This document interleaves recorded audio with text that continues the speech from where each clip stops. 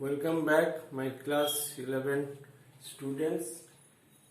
Today our subject is business studies, and we have already started the chapter form of business organization. And in that chapter, we have learned what is the sole proprietorship business form and what is the Hindu undivided family business form. Now today our topic is the form of business is actually partnership. Now in partnership, what is the definition of partnership actually?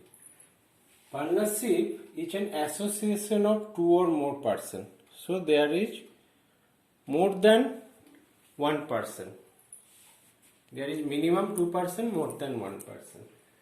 So an association of 2 or more person, minimum 2 and more person. 2 or more person who have agreed to share the profits, agreed to share the profit and losses of the business carried on by all, or any of them acting for all. So this is an association of 2 or more person, that is more than 1 person. There is minimum 2 persons needed to form a partnership who have agreed, there are two persons agreed to share the profit and losses. They should agree to share their profit and losses. Suppose, let's say A and B are 2 partners of a partnership firm. So their shares can be 1:1. Means they have equally distribute their profit if there is a profit. Even at the same time, in the case of loss also, they should be distributed equally. The ratio can be anything, 2:1, it can be 3:2, whatever.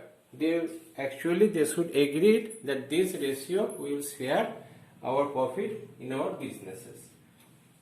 And the business carried on by all. These 2, 3 or 4 person, or by any of them acting for all, or maybe 1 person actually work for them for these 3, 4. Let's say if the partnership business has 4 person, then 1 person can be the represent the other 3 also. So that's why it is said by all. It's business carried on by all, or by any of them acting for all. Only 1 person can acting for all the other 3 partners, and they can be 4 person can be also together, they can pay business. So this is the actually definition and what the partnership business is. It is an association of 2 or more person who have agreed to share the profit and losses of the business carried on by all, or by one of them acting for all. Now, there are some features of partnership. There are some unique features. As you have seen in the last class, Hindu undivided family, before that, the sole proprietorship business. What are the features? We will discuss one by one. First is formation. The Partnership Act should form according to Indian Partnership Act 1932. The act is very old. Indian Partnership Act 1932. This business is formed or governed by the provision of Indian Partnership Act 1932, and according to that they can form their business. So this is the first point. Second point, liability of partner. Now liability of partner, here unlike sole proprietorship, where you can see the whole liability is the 1 person, have to take 1 person, but there is more than 2 person, or minimum 2 person is there, or more than 2 person.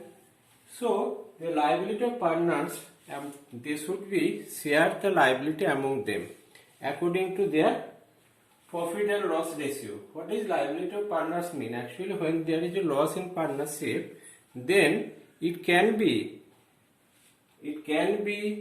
pay off through their personal asset also.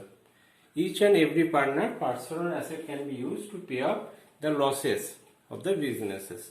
So there is the unlimited liability of partners in the case of partnership business. There is unlimited liability. Okay, unlimited liability.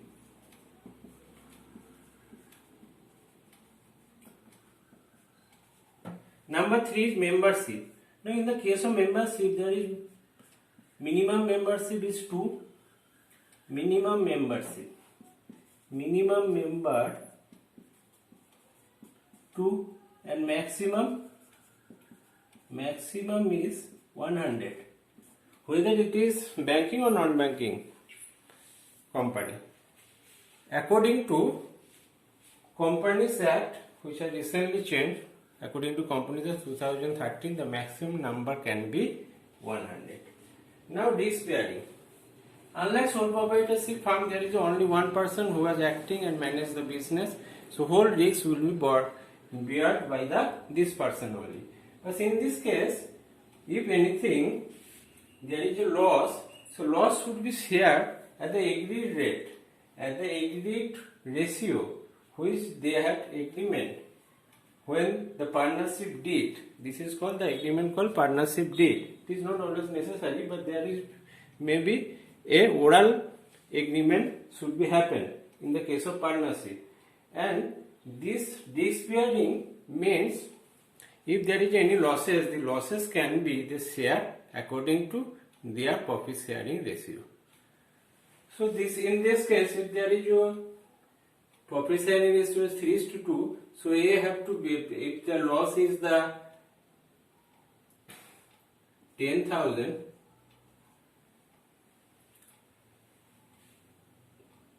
then the ratio of A what losses? Loss would be 10,000.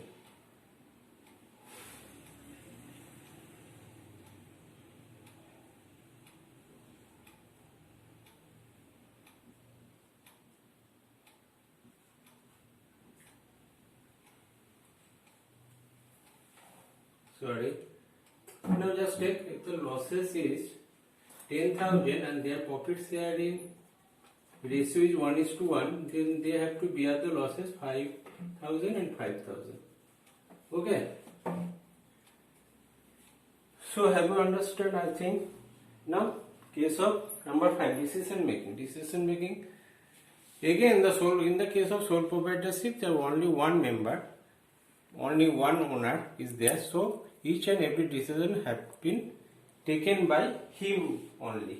Here the decision making can be done and have to be done by how many partners is there. Let's say there is a 3 partner. Then the 3 partner may consent for any decision. After that, the decision should be approved. Okay, so 3 partners, all the partners should consent the single decision, whatever decision they are taking. So this is called, in this case, decision making should be consent by all the partners and through all the partners. Now continuity of business.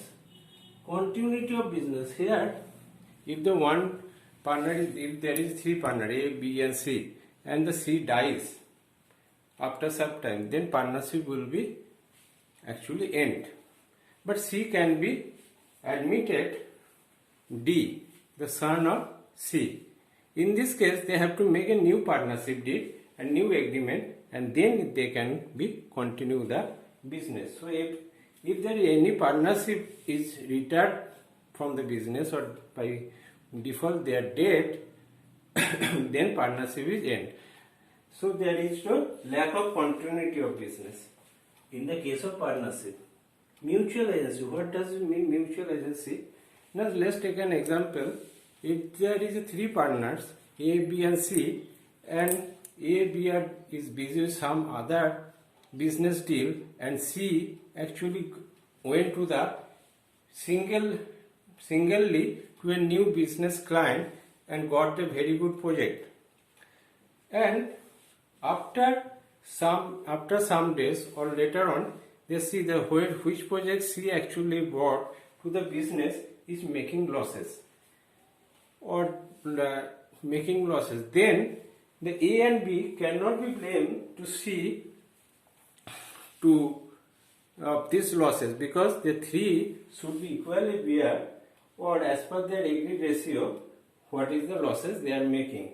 Because in the case of partnership, there should be each and every partner consent should be there.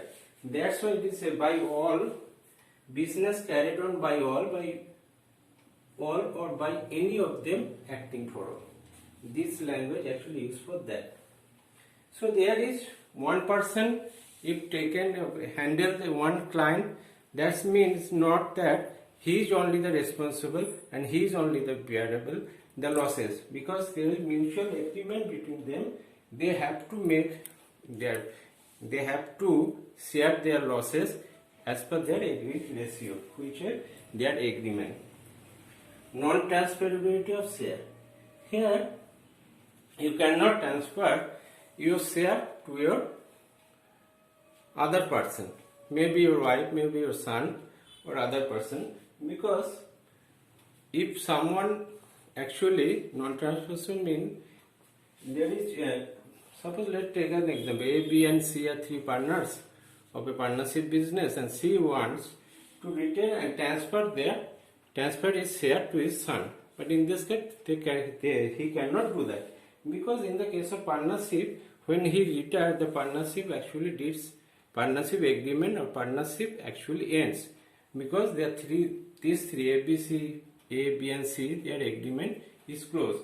They can take the C as a new partner, and they, in this case, they have to make a new agreement, a new partnership. Now, number 9, registration. It is in the case of registration, it is not compulsory to partnership business to register. They cannot be registered also, but in the case if they register, there will be some itself a very good advantage for the business. What type of advantage? They can be suited or be suited by other companies or other firms. And there is the other advantage is they can sell or purchase their asset by their own business name. So these are some of the advantages of registration if you register your business, but it is not compulsory actually. This is optional thing. So hope you have understand what is partnership and what are their features are. So thank you for today. Next class we will discuss about what are the merit and demerits of the partnership business. Thank you.